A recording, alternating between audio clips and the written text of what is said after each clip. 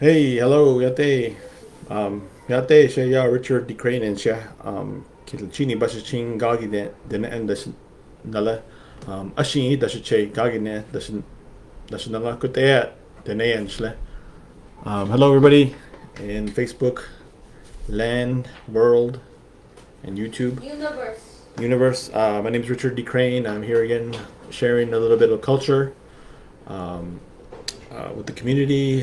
Today we're going to be talking about women's fancy shawl dance. Share an origin story that I learned or I was I taught or I learned and I taught I teach a and what do we talk about last week? I think we talked about the jingle dress and shared origin stories and shared a couple stories of where it came from and you know. And I know, like I said before, many people have a different story. I can hear you, Thomas. For that story, or how the dance came to wherever you're from.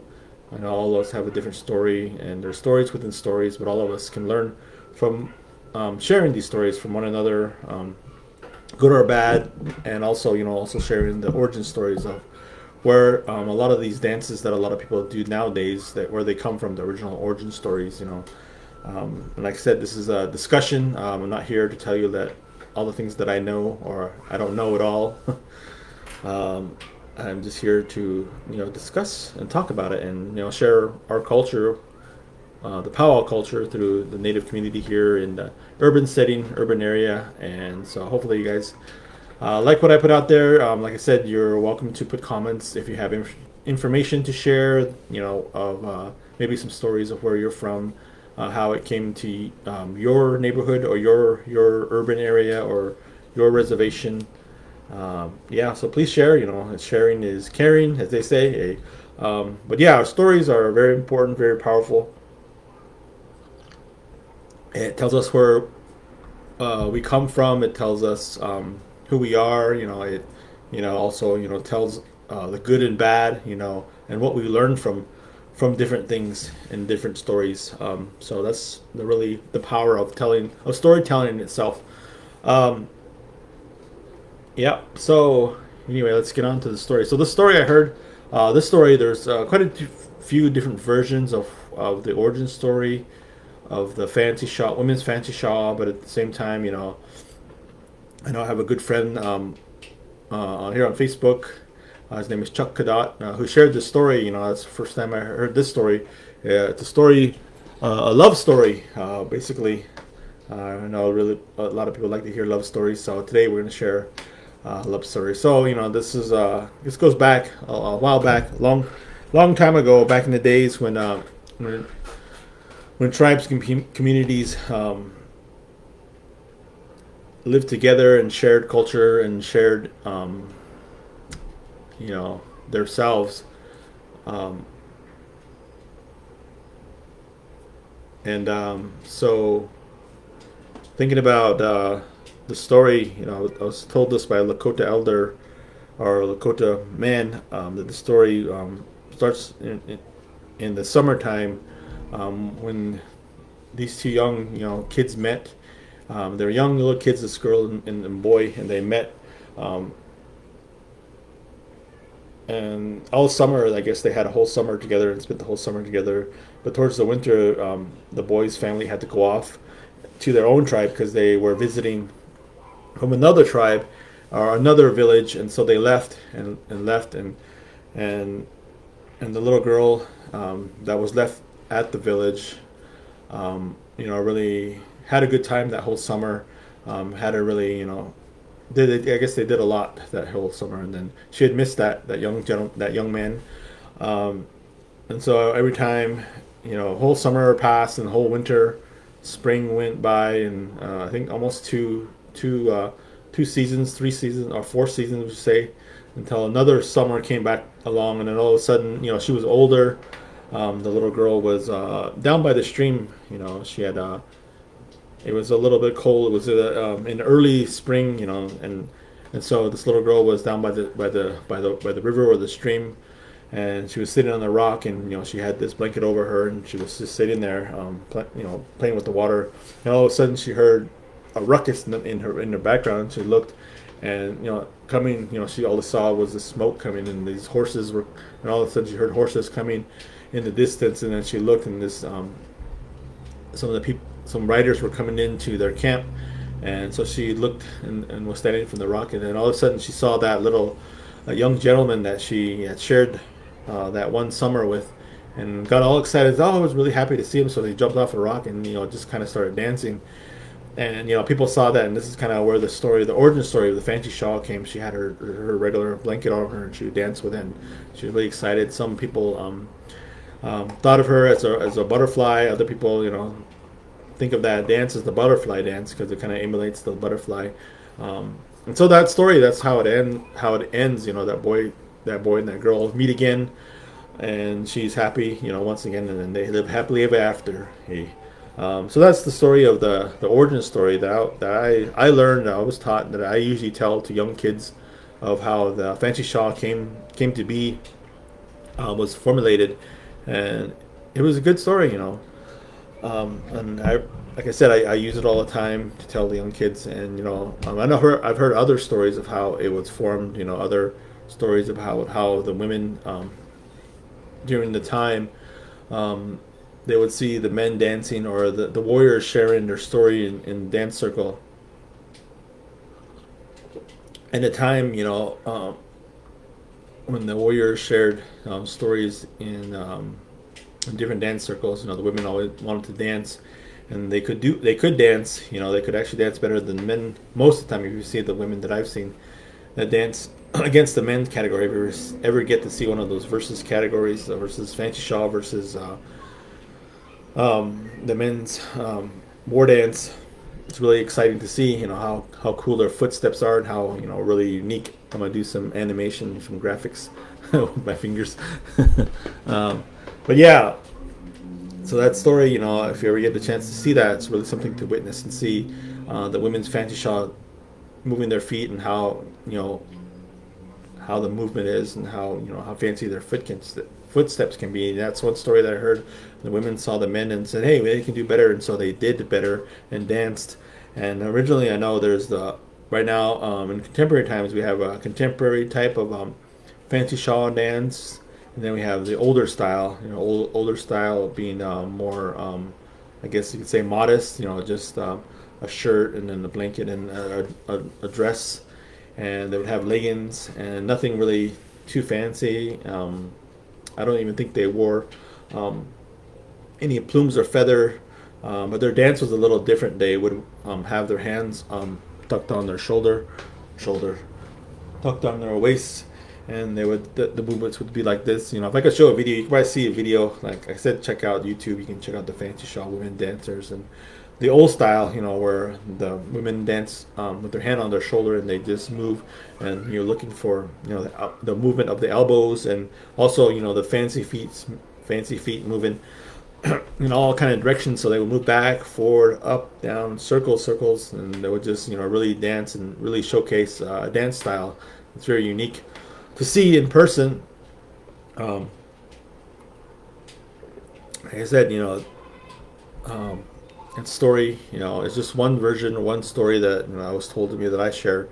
But a lot of people have their own story or own version of that story, and they're all right. They're all true. Wherever that dance came to you and your people, that's where it comes from. That's the story, and so that's the story I tell to the young kids, because I'm involved in the dance class here in San Diego, and that's what we tell to the young kids, and it's a good story to tell. There's a lot to learn from it, and the kids have a good time, and at the same time learning the dance and how it is versus the old style where you put your hands on your hips and you move with your shawl over your shoulder, I should say, and the shawl is like connected to the hip a little bit, and they just move the shoulders. But in the contemporary, the more modern fancy shawl, you'll see the women, they'll have their shawl tucked into the hands. And there's a certain technique where you can roll it up so it connects to your hands, so you have more control. and you dance the fancy shawl, there's a lot of movement and spinning and it really looks like the emulation of the butterfly. And I can see why people, always call that dance the butterfly dance.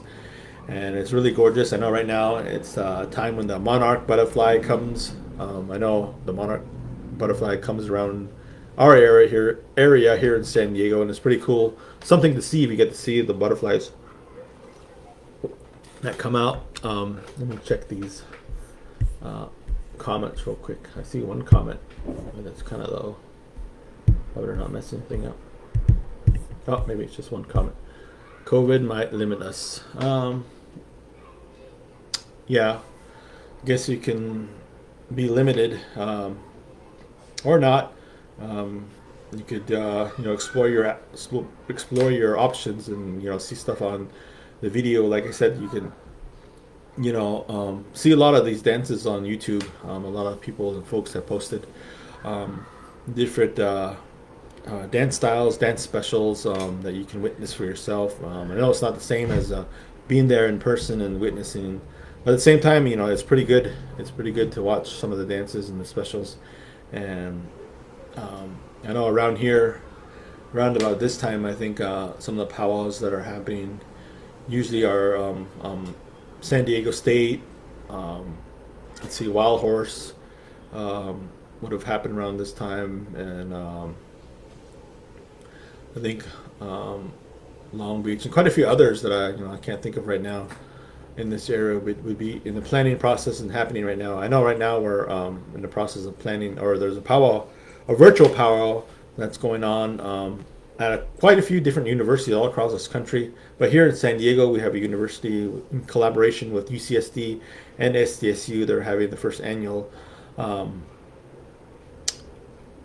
combined effort, from both schools to have this powwow event virtually shown. We're going to have an MC. We're going to share a video of dancers and different parts of Native culture, Native aspect, and hopefully you guys can tune in. I know that video or that video or that live showing is going to be in May 1st. If you can tune into that. And like I said, it's going to be, I know the head dancer is Chakadot, and the head woman dancer is Maxine Orozco.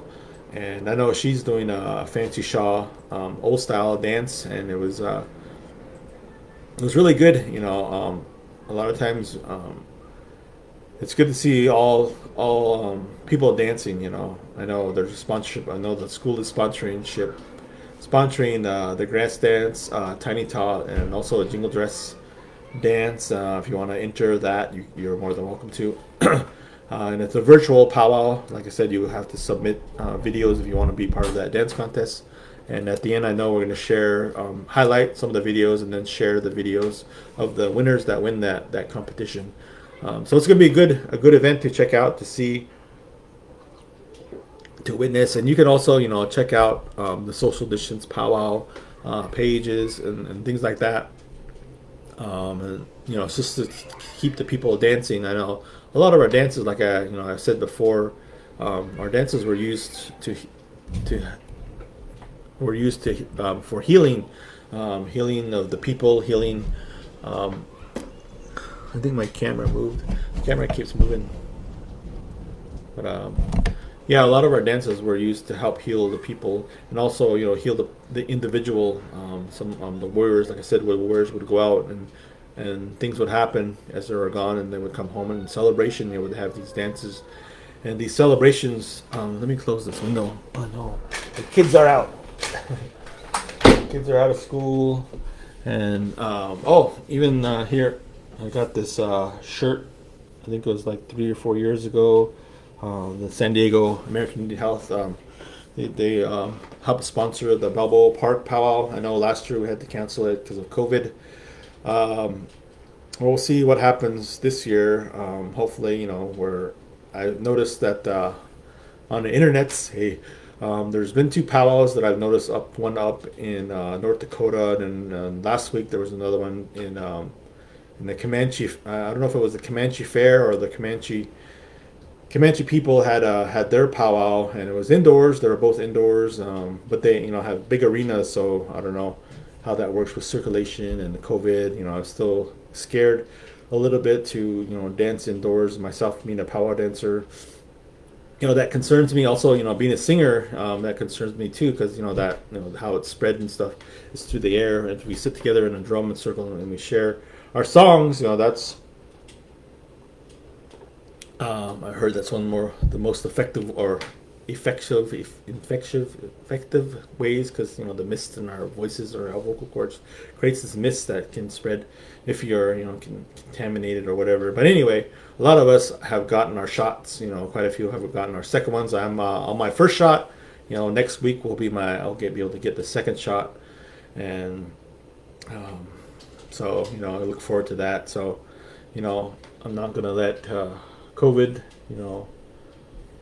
control me. I'm going to learn from it and do what I need to keep myself healthy. At the same time, everybody should do that. It's good to watch things on TV, or not too good to watch things on TV, because sometimes that's what you end up doing, is binge watching stuff, and then you waste the whole day. It's probably better to watch something that's more constructive or that's good for you, that helps you maybe learn a craft, or learn something that is useful in your life. I think that's what a lot of times the elders or my grandparents, they used to tell me that there's something that you can learn from it. Do it, learn from it, and excess and doing stuff in excess, or even like consuming stuff in excess has always been bad. It's taboo. Always learn what is an excess. I mean, you could drink too much water, and drown. That's an excess. So the right amount. What is it? Eight glasses a day. Keep your body hydrated. For me, I always have to keep myself hydrated because of diabetes. It's good to have that circulation going. As far as water, water is healing me. That's something that's good for me that I can do. This is not coffee. Do my best to try to get away from coffee. But I still like coffee in the morning. Try to keep it down to 1 cup. I'm down to 1 cup. Even though I make 6 cups per serving, I only drink like 1 cup. I'm getting better. Hopefully I can wean myself off. It's one of my things that I'm working on. I'm trying to work on drinking more water, and it's good for me. I drink hot water with a little bit of lemon and a little bit of salt. It really helps me keep me hydrated, and also my voice, feels good. It feels much better. And I think just thinking about the stories, I remember even at this one story, or this one I think I kind of highlighted at this powwow called Red Mountain Eagle powwow in Phoenix. They had a dance special. It was really cool. I think I told a story about the men's fancy shawl, but that same powwow, they had a women's fancy shawl dance contest, and that they did that where it's the spotlight, where they have these really, I know they had these scaffolding at one corner, and this powwow was in this baseball field. So parts of it, you would see like the base and stuff, but they kind of put the rug, like a rug or like a makeshift,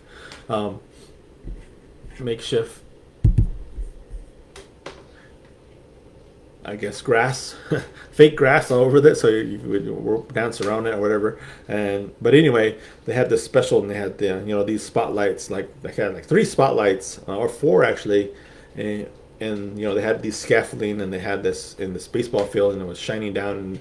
And towards the evening, they turned off all the lights, and then it got really dark, and this place was really crowded. This powwow is really interesting because they allow people to. The funniest part of this powwow, I think, is at the beginning, because they close the gates off, and they every year it's kind of funny because I get to get in a little earlier, as I help my friend Chris. She's a vendor, and we get there early. We get to get in and we get our spot, and we set up, and then but all the visitors, people that come to set up around the arena, aren't allowed to. They always let the head staff set their canopies up, because they have these canopies, and they have this race of canopies. I know it's funny that these people have canopies that put them on the shoulder, or run from the outside of the gate like a perimeter, and they would run to the spot, because it's like first come first serve to your spot.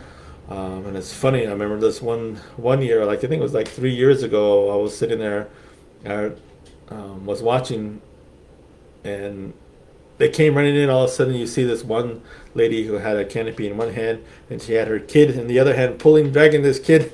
And this little girl was trying to run too, and the mom was pulling her, and she had this canopy. And there was a lady. She wasn't that like a big lady. She was a tiny lady, and she had this big old canopy on her. And she was pulling this baby at the same, and she was running too, and it was so funny. And then all these other people were doing almost the same thing with the canopy on the shoulder, running. And it was like a pretty much a race to get your spot, around the circle. And it's just really funny to see that a canopy race every year at that place. I know we used to have a canopy race here in at Pachinga when they had that powwow. It was a funny story to see all these people running. And I think I think I have some video. I might have shared it a long time ago, but it was funny just seeing that. But anyway, that powwow always makes me laugh. That's one thing. But anyway, getting back to my story, I digress. Hey, I digest. My story was about the Canty Shawl, how they have it set up and they turn off all the lights. And, this place is pretty full. I think they have like 1, 2, 3, 4 big old stands, because they bring these big old stands, the kind of grandstands that you could sit in. They have those too.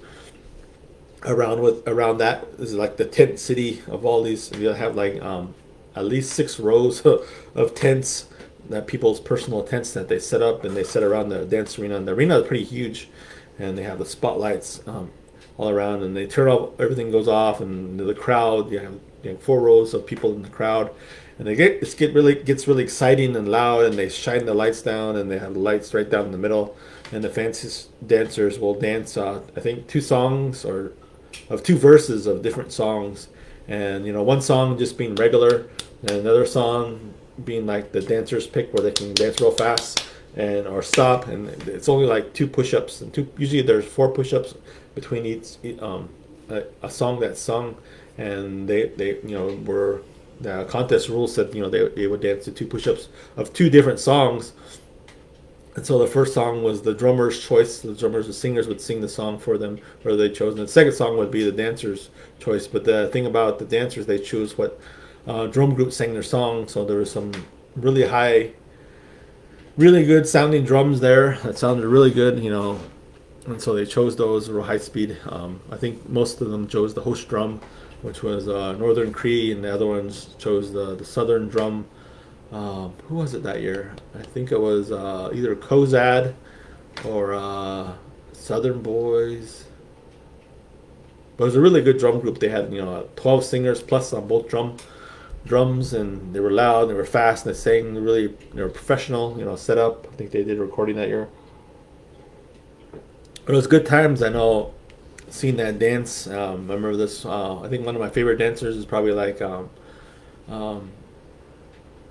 I guess I shouldn't say my favorite. One of my dancers, good friend that I call a friend. She made my outfit a while back. She made a really nice outfit. We did a good trade. But Kendra Redhouse, came out in this red dress, and it was really shiny, like brand new red dress. She debuted it that day, and she like did this really spin thing, and it was like super. I don't know what it was, but it seemed like it was super super fast. Then her sister came out too. Desiree Redhouse came out and did the same thing, almost the same thing, a different really flashy dress, and did that spin super fast. I was like, whoa, it was really crazy to see something to witness and see, and there's other dancers that really did really fancy footsteps, and dust was flying, and the spotlight was on. It really was dark, and it was really loud. The crowd was into it, the screaming. It was really something really good to see, and it was a good time. It was like 3-4 years ago when I saw that. I think they have that spotlight dance special every year. Hopefully, I think that powwow's in towards the fall. Hopefully they have it this year. I know a lot of people. I know here in California they're starting to, go back, level back, or let crowds of people come or are allowed to gather again. I guess I don't know. I heard it on the news a couple days ago, but don't hold me to it. We might mess up and start all over again. But hopefully, everybody's getting their shots. Everybody's getting vaccinated, and I think that's the only way we will be able to beat this pandemic. So that's a story that I really remember. One powwow that I really enjoy seeing that dance, and I think another story was seeing where was it? There was a Fancy Shaw special where they did the old style of dancing, the the dance style, and I know one of my aunties, uh, Gladys Jefferson. If you don't know Gladys Jefferson, she's one of the the first people that danced that dance style, the Fancy Shaw dance, and she did. You know, I remember seeing pictures and video of her from way back back home, and seeing that, witnessing that, and just seeing her one of my aunts is one of the entrepreneurs of that dance style. You know, one of the first few, and I think they had a really this one competition where they brought them all back and they danced. It was really cool. Oh, I can't remember the where it was, and but anyway, there's dance specials. None of, I think there's a few videos out there that people have posted of old style Fancy Shaw, which is really good and interesting. I think one of my favorite old style Fancy Shaw dancers is Tawny Hale. She dances it really good. I know her little niece dances it really good, and I really enjoy watching them dance. And you know, they have their really movements with the original style, where they're moving with their arms and their shawls over their hip, and it's really, I really enjoy it. You know, I think I said earlier we're hosting a special for that old time Fancy Shaw on the Facebook, on that collegiate uh, San Diego State and UCSD collegiate powwow page. So we'll have the videos. We'll post the videos there so other people can see and witness that there. But yeah, so I'm not sure.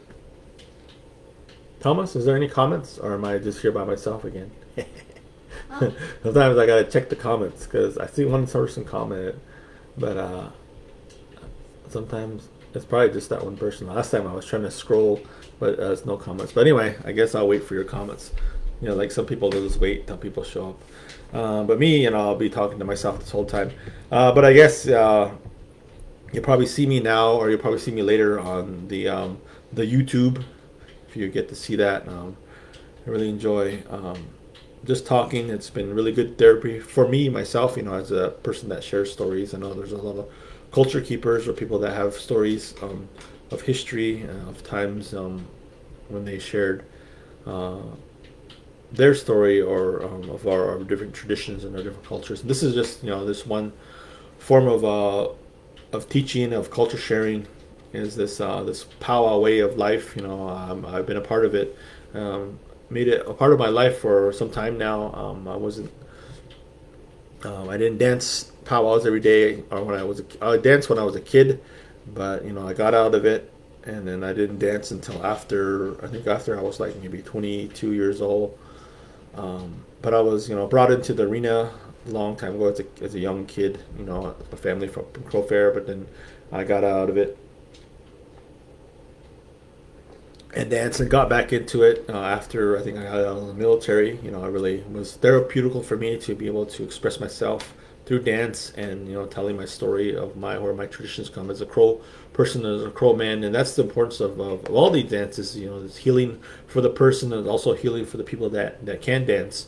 I know my daughter. I know we learned locally here in San Diego. I think I've told the story before. You know, my daughter wanted something for my kids to be able to grasp onto. You know, here in the San Diego urban area. You know, on this, you know, this door opened. You could say this avenue, this workshop called the Soaring Eagles Dancing Workshop opened up, and it was a way that we could um, reach back to, you know, our Indian ways, the times when we things that we did on a reservation, you know, and our camaraderie to share with families, and coming together. I think it was really important that this dance troupe was formed, and came into play, and it really helped. I know it really helped my family. With taught us to how to make the, you know, that first dress that we made was for my daughter to Fancy Shaw dance, you know.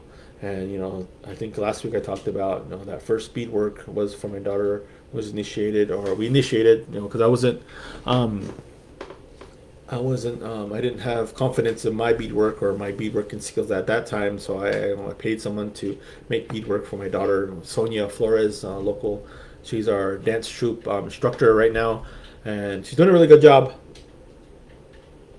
That's through the dancing eagle. I must have dancing dancing bear. No, Soaring Eagles dance group, and we have every Tuesday or every other Tuesday. Wish I had the schedule with me, but maybe we'll post it in the comments. Hopefully, Melissa's listening. But yeah, that's something we host too here at the youth center as part of, and I think we got a lot of exciting things to do. I think last week Thomas was doing some crafty stuff. I think this coming week we're going to be doing, I guess, a walk, a share. I think Richard Bugby is going to be doing a culture share of local Kumeyaay people, or he's going to do something at the San Diego. What's it called? I can't even think of the park right now. Anyway, it's a park that's in San Diego. Thomas, do you remember what the park's called? I think I'll look at the schedule. Can you give me that schedule?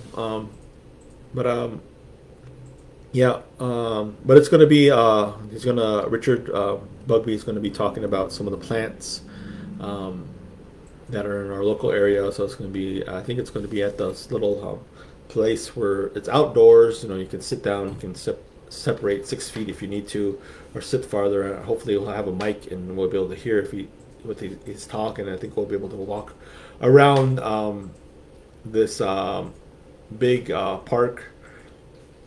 I wish I could remember it right now. I can't.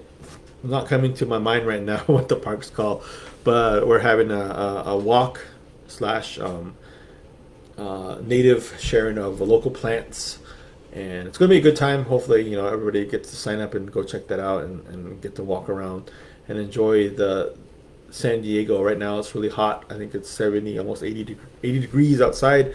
Really hot, really summery. It's clear right now today. And that's something, that's something that's going to be good, when a lot of us are getting our shots, so we're getting better. We're able to, here in California, we're able to gather in more, but I think it's better if we gather outdoors, where there's still that circulation of air, which is most important. But yeah, so always, do what you think is safe for your family. What's best for your family. It's always important to take care of yourself. Self-care is always important before going out into the community. But at the same time, there's ways we can still share with our community, with our people, with our relatives. Like I said, if you haven't called your relatives lately, call them. Take that time to talk to them, communicate with your people, and tell stories. Like I said,